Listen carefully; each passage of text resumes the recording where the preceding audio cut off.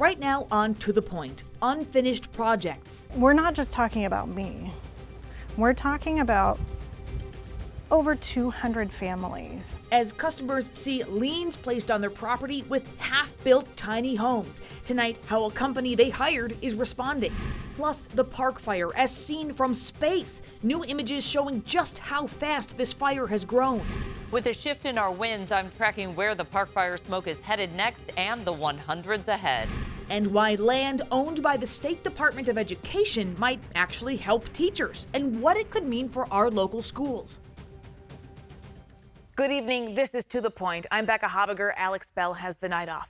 We start with a story first on ABC 10. A Fair Oaks-based company, Anchored Tiny Homes, boasts about their product and service being top rated. But many customers are now finding they're left with unfinished projects and liens placed on their homes. ABC 10's Jeannie Nguyen shares one family's story and how the company is responding.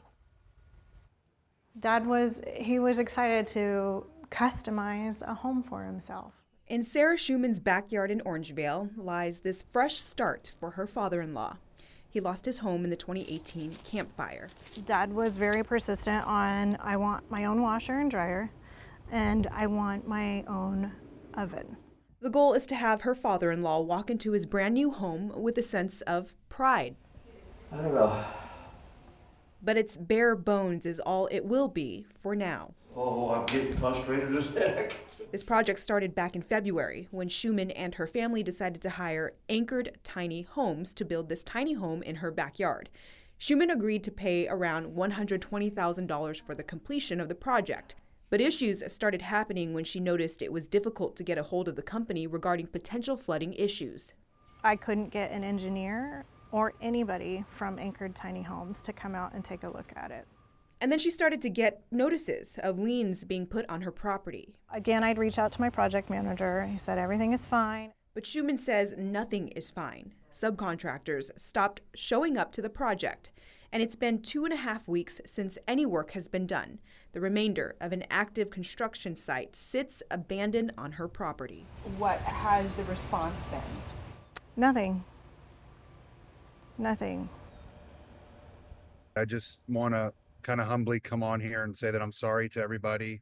Colton Paulus is the CEO.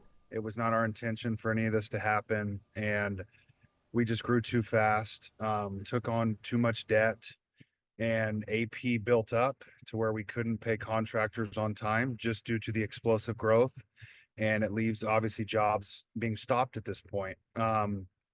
We're working, 12, 14-hour days to get investors in the door. Schumann's family is one of many, and Paulus confirms with ABC 10 he has canceled some contracts for other families in attempt to make things right. An intention he says he has for all families, including Schumann's. It is our intention to finish every single job. It is not our intention to stop projects. We're not abandoning people and leaving them high and dry. After spending about $116,000 on this unfinished project so far, Schumann says the damage has been done. We're done. I'm done. Yeah. Jeannie joins us now. The Fair Oaks-based company has dozens of franchises across the U.S. The owner tells you this is the only location where these problems are persisting. So there's a lot to unpack here. I understand the family is trying to get the attention of the Sacramento County District Attorney. Right, and the family did send a letter to the district attorney's office, and it basically detailed everything that the Schumanns have been through the last few months. A spokesperson for the DA's office did respond to our inquiry about the letter, but was unable to let us know if they're looking into it even at this time. Now, Becca, I do want to add that the CEO of this company did tell me that he's hoping investors will get involved in the next couple weeks, so he is also urging his customers to stay patient. And Jeannie, as we know, there's a Facebook group with a lot of upset customers who will be waiting on that update. Thank you very much. Of course. Accessory dwelling units, ADUs, are becoming more popular in the Bay Area. There, many renters find living in an ADU is all they can afford.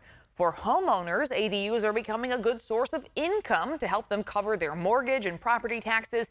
One San Jose homeowner tells our sister station in the Bay Area he rents out his 500-square-foot ADU, but is now thinking of selling it. So what I see is that you have your house there, and it's so private beginning here. This is a different world back here. Yeah, the idea was when we developed the ADU, we wanted to make sure whoever lived in the back house had the opportunity to have a lot of space. Some people say ADUs may be the only way their adult children can eventually live in the Bay Area. Parents tell our sister station when they get older, they will live in the ADU and their children will take over the house.